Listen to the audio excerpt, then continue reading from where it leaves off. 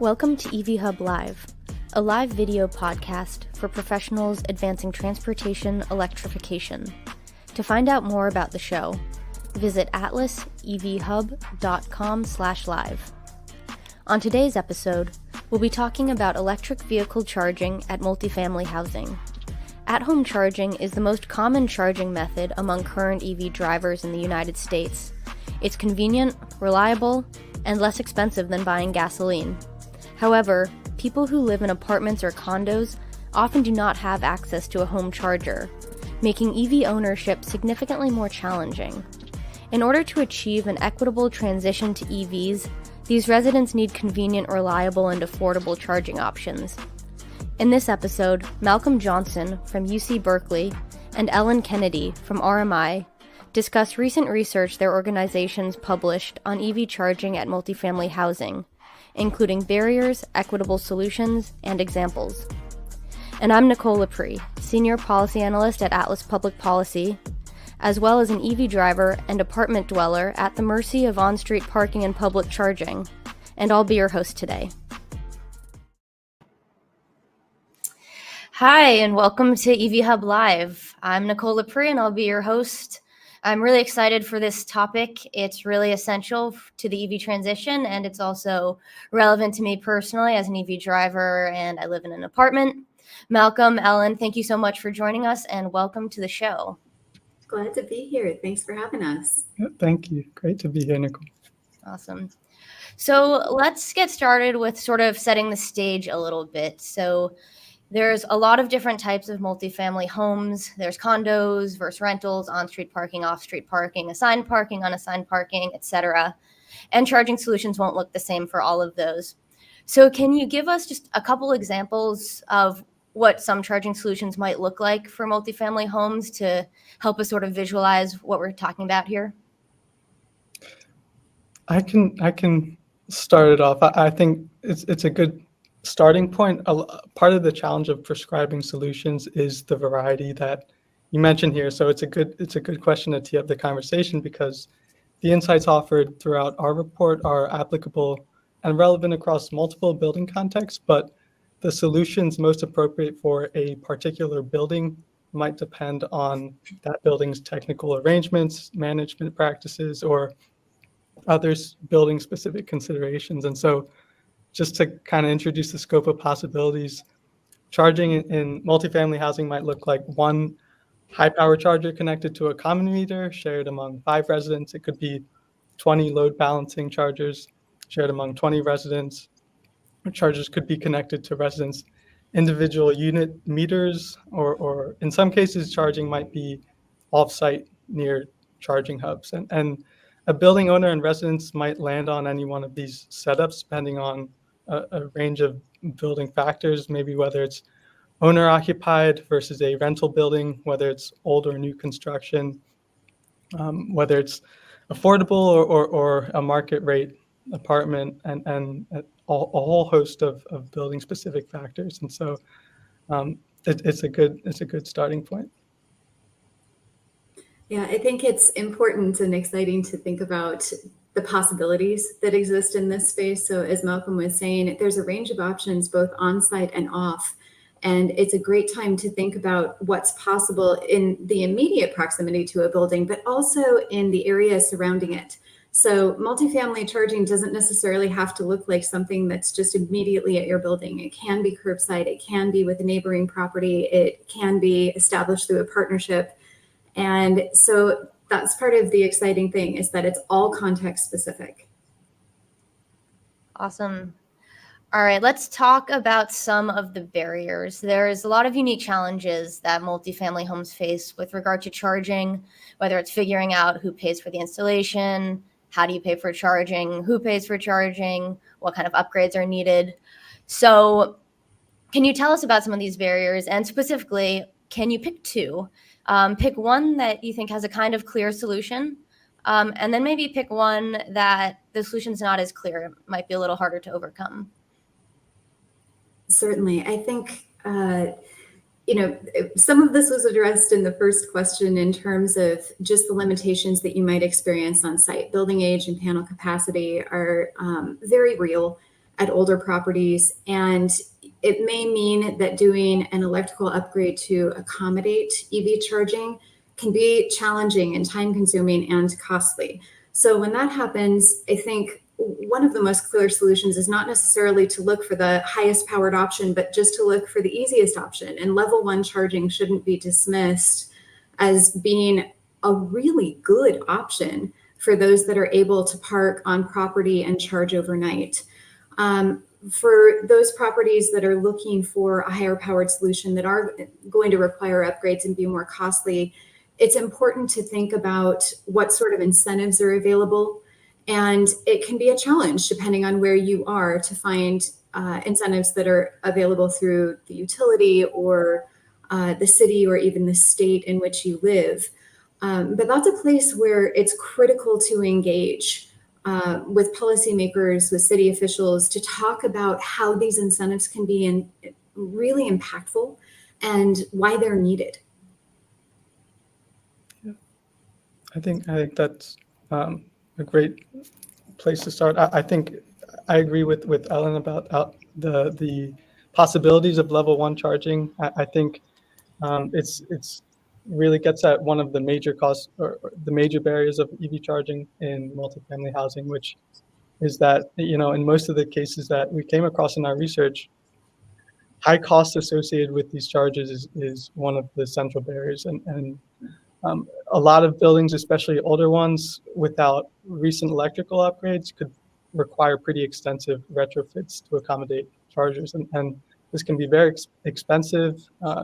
There's all sorts of wiring, electrical panels, and service upgrades that can cost anywhere from hundreds to tens of thousands of dollars. And that's before even reaching the actual charger unit costs. And so there are a range of options to lower these costs and assist buildings in covering them, like incentive programs and power management charging options that Ellen touched on.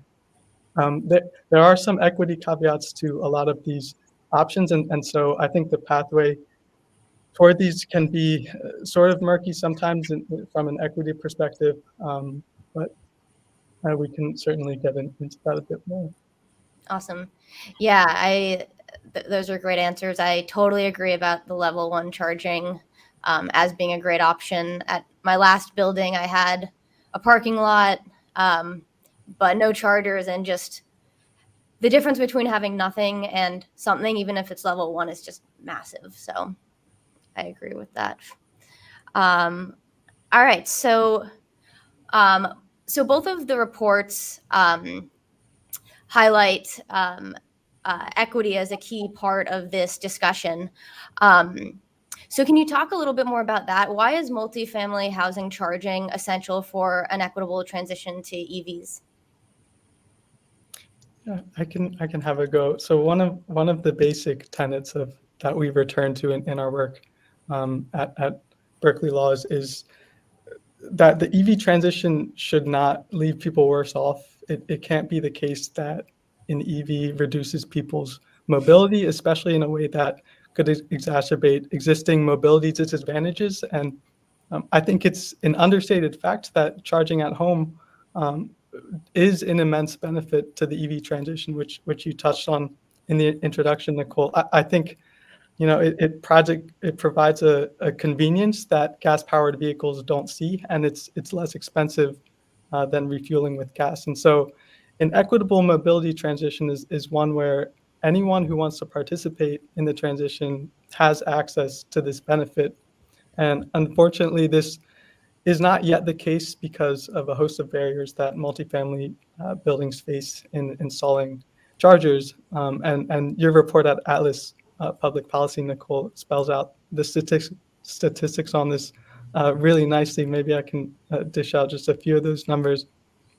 We see that although 80% of EV charging occurs in homes, less than 5% is in multifamily housing, despite the fact that around 30% of people live in multifamily housing. And what's more is that lower income residents disproportionately rent their homes, and these residents are also likely to live in older households that face the highest cost barriers. So that arrives at a huge disparity in residential charging availability among lower and upper income households.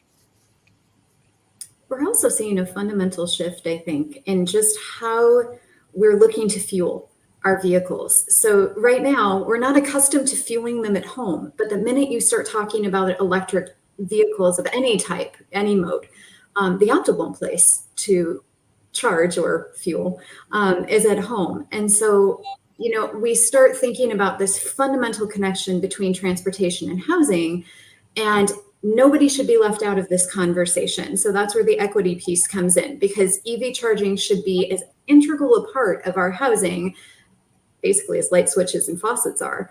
And it can be a challenge at multifamily properties where you see that, particularly for lower income properties, that the upgrade costs may seem like a lower tier priority to other resident priorities. But one thing that RMI has found from studying rideshare and car share programs is that the transportation options that lower income residents are using as an alternative to owning and operating their own cars rely on readily accessible charging infrastructure in order for those services to achieve successful delivery. So even if the resident doesn't own a vehicle themselves, they risk losing their transportation option if reliable charging isn't available. Yeah. Okay, awesome. So we've definitely touched on some good solutions to some of the barriers faced by multifamily housing, but I still want to ask the question kind of generally and make sure we touch on key solutions. So what are some of the key solutions for multifamily charging housing? Is it policy solutions, building codes, incentives? What are some of the key ones our listeners should know about? Or all of the above? I think really you have to understand context and understand what resident transportation needs and priorities are. And this is going to look different depending on where you live and the age of the property that you're living in and the context of how far it is that you're trying to travel to get to where you need to go and what options are available to you. So, those priorities are paramount and should drive your, sorry, no pun intended, but drive your charging solution. The next thing to figure out is what electrical capacity do you have to work with, and what are the needs on and near your property in terms of how you might look to establish a partnership with someone nearby if your property doesn't have capacity to accomplish a charging solution. Looking at multimodal options can be fantastic. We don't have to assume that the car is king anymore. There are wonderful other modes, particularly electric micro modes, that can just as readily get people where they need to go and much more affordably. So I would say that those are three places that I would highlight, and there are a host of others, but I'm sure that Malcolm has many in mind too.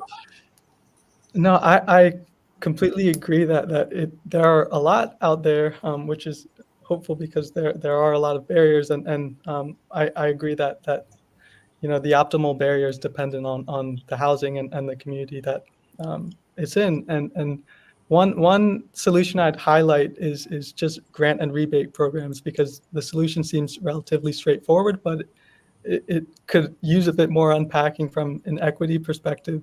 In a lot of our case studies in our report, buildings of all income levels relied pretty heavily on incentive programs from governments and utilities to help cover their installation costs. And as a caveat to these programs, without targeted outreach, it's likely that they will primarily benefit buildings that show the highest levels of EV ownership right now and have resources to fund and fill out applications. And that's exactly what happened in one Columbus, Ohio charging program, where funding recipients mainly represented middle to upper income households. So another case study that we really elevated in the report was a PG&E program where the utility partnered with a nonprofit called Ecology Action and actually set a funding target of 75% priority population recipients, ignoring existing EV ownership levels. And we talked to a program official there who found that their team is able to manage their recipient ratio very effectively using a targeted outreach mechanism along with a wait list management system. So it's this sort of targeted funding, ideally paired with tiered funding levels that can help make sure that much needed grant and rebate funding is distributed equitably. Awesome, thank you.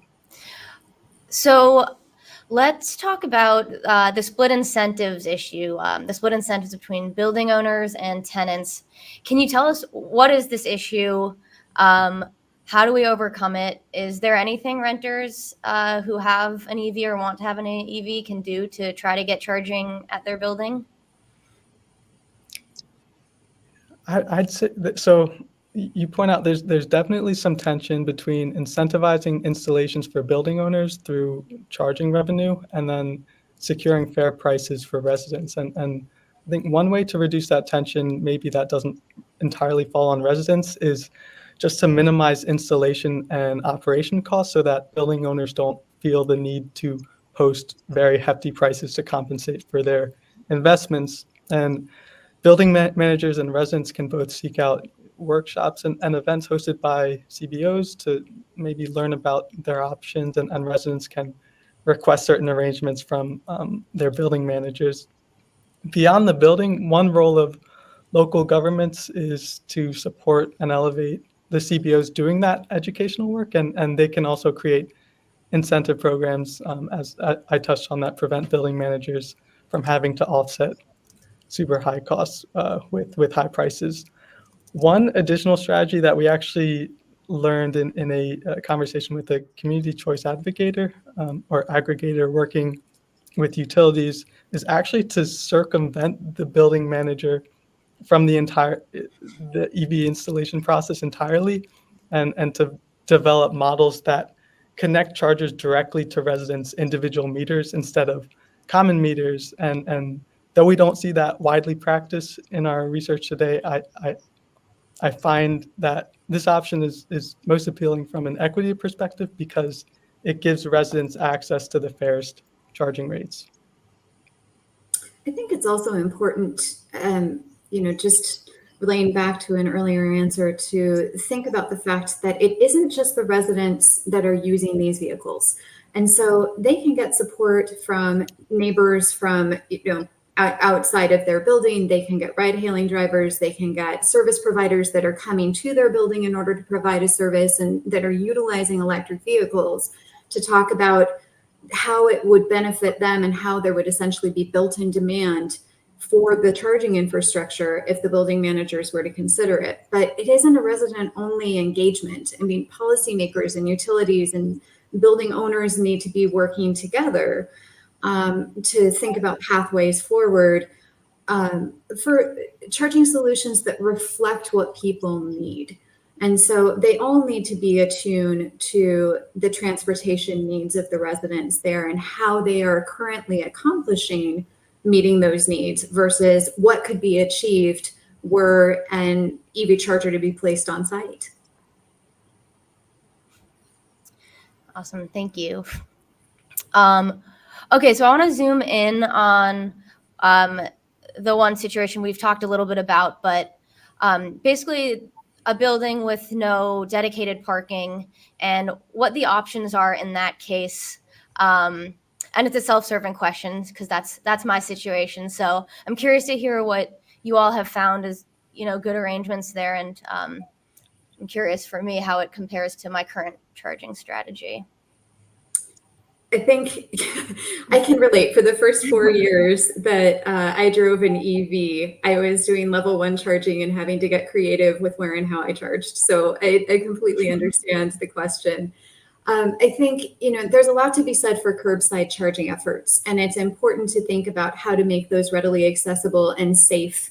Nobody needs to see the extension cord out 5 stories worth of window down the side of a building and across a sidewalk in order to help somebody charge, right? And so cities are getting really, really creative with attaching chargers onto streetlights, onto curbsides with or without a charging cord, whether or not the residents bring their own.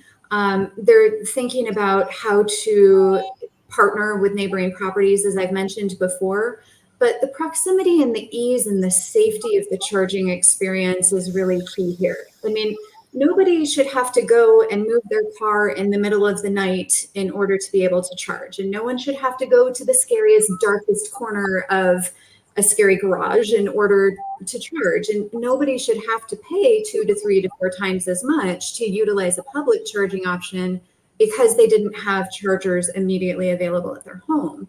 So, I mean, these are things that we need to plan for and solve for, but it requires a certain amount of dedicated partnership. And it isn't, just any one party that's responsible for these solutions. So I think that's something to keep in mind. Most of all, it has to be accessible, it has to be reliable, and it has to feel safe no matter where it goes. Yeah, I agree that kind of the starting point for here seems to be that it's, an equitable charging situation affords everyone the convenience and the safety, as you mentioned, Ellen, to charge at home or at a place that's very nearby. That being said, in instances where residential installations are just not feasible, curbside and public charging and mobility hubs potentially do offer, substitutes, especially if they're paired with, those safety considerations. And there's some good work being done right now by a number of agencies to and companies to help fill that gap. One project I think worth highlighting is in Tacoma Park, Maryland. An EV charging company called Electric Vehicle Institute created a charging facility at a community center primarily to serve a group of 10 nearby multifamily properties. And the interesting tidbit to their setup is that the Institute actually shares the parking space with a local police department and provides the department exclusive access to the chargers during the day. So this shows a model for siting where EV charging companies can have mutually beneficial partnerships with other site hosts that could otherwise occupy or block off key public venues that could be good for multifamily charging access. Awesome. Yeah, it's great to hear about all the different solutions. I think from my experience, I really feel like you can kind of build habits and routines around a variety of solutions. For me, a nearby municipal lot I found out had level 2 chargers, and it really was a game changer. Now I can bring the car there, drop it off for a few hours and go get it. And it almost feels like home charging. And I probably wouldn't have necessarily expected that to be as good of a solution. So I think it's interesting, like what people can make work. So, all right. Okay, moving on. So both of your organization's reports talk about the importance of community input and education when developing multifamily housing charging projects. So can you talk about that? And I'd love it if you could share some examples of how different communities' needs might call for different solutions. So in other words, what are some examples of the kinds of information a project manager might miss by not engaging with the community? Yeah. Well, first to highlight the importance of community input, I'd point to a report actually just released by Resources for the Future. They identified some negative potential impacts of charging infrastructure and that it could inflict on community if there's not careful deliberation beforehand. And a few of those were, increased traffic congestion on key roads or grid capacity overloads and a few others. And even if the impact isn't negative, projects that don't incorporate community input could just be impractical to the people that they're intended to serve. So one case study in our report that really elevates the community input process is a project led by Bay Area's Metropolitan Transportation Commission, where they built three charging and mobility sites in three distinct communities, and they used needs assessments to inform what was at each site. And the process ended up creating very different sites that were unique to each community. And one example of that is, one site, there was limited driver's license possession in an area that made the site more heavily focused on public transit and car share services, So that's a public charging examples, but its principles of seeing what the actual needs are and tailoring the infrastructure to those can be applied to multifamily contexts. And I'd say that context is everything. RMI's project that you were referring to, Nicole, was in partnership with the cities of Atlanta, Portland, and Phoenix, and just very different contexts to the charging scenarios in these three cities. One of the cities, in Portland, you've got higher density, you've got more transit dependency, you've got a higher number of publicly available incentives for charging. In Atlanta, you've got more auto reliance, more utility-based incentives, a high level of drive to figure out charging solutions for multifamily communities. And in Phoenix, through one of the major utilities that's there, there's no publicly available incentive, and the state doesn't have one either. You've got a high level of interest, but you've also got the reality that people are largely dependent on cars. And so trying to figure out charging solutions, what are people going to feel comfortable and safe using in terms of an electric mode? What would their destination be? How far is that from where they live? What's the reality of the weather that they're going to be traveling through and the topography, the terrain that they're going to cover? All of that has to be taken into account when thinking about what sort of charging solution is going to fit, and will they even have access to electric modes? And the interesting thing was that the community input received in each of these three places was overwhelmingly positive. Yes, we are interested in electric modes. We want to see, how to use them. We're unfamiliar with them. But we're going to need some help. So in addition to a charger, could you look at maybe how to introduce a shared electric mode, like electric bike share or electric car share, in or near our property, so that we would have something to charge and it wouldn't come at so high a cost as having to purchase our own. And that was a really important consideration for the residents of these properties. So I think having that input is critical, because you can't put down a charging solution out of the blue, particularly near a lower income community, and expect high utilization. You really need to get a sense of what's going to charge there, what are people going to use, and how can you, in some ways, build in demand potentially by introducing mode share that will help build that confidence with using an electric mode and familiarity with using an electric mode, while also introduce cost consciousness into the formula. Yeah. So we're getting a little bit of engagement in the chat. So I just want to bring up one question that I'm seeing, and it's about operations and maintenance and reliability, and the concern that introducing more chargers that have reliability issues or a lot of O&M needs could be harmful. And I'm wondering, is that issue, are there any special considerations with regard to multifamily housing with regard to that issue of reliability concerns and O&M concerns? Absolutely. You've got to have a plan for O&M from the offset. I mean, no, honestly, there shouldn't be a charger out in the field today that doesn't have an O&M plan attached. I realize that's not reality, but that should be the rule, in terms of there should absolutely have to be a certain amount of uptime and responsiveness and, a time to repair. These should all be intentional. These should all be planned for. And it is especially important in these communities. I mean, there are numerous studies that talk about having a reliable, accessible form of transportation is going to be the largest predictor of whether someone can, elevate out of poverty.